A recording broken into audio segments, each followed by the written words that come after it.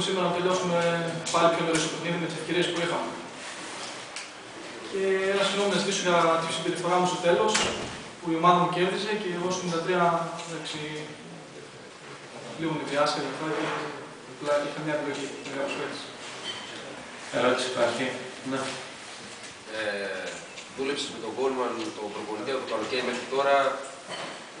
Θέλω να πεις λίγο πώς ήταν, τι κρατάς περισσότερο και τι σημαίνει το γεγονός ότι δούλεψες με έναν προπονητή ο οποίος έχει αυτές τις περγαμηνές τόσα χρόνια.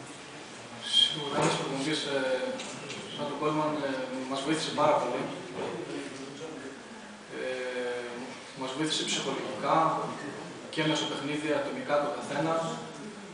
Μας είχε όλους συγκεντρωμένους, από τον πρώτο μέχρι τον τελευταίο ποδοσφαιριστή.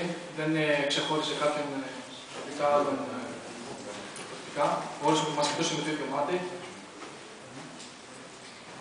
Και όλα αυτά τα πράγματα πιστεύω μας βοήθησαν εμάς, ειδικά τους πιτσιρικάδες μας βοήθησαν πολύ.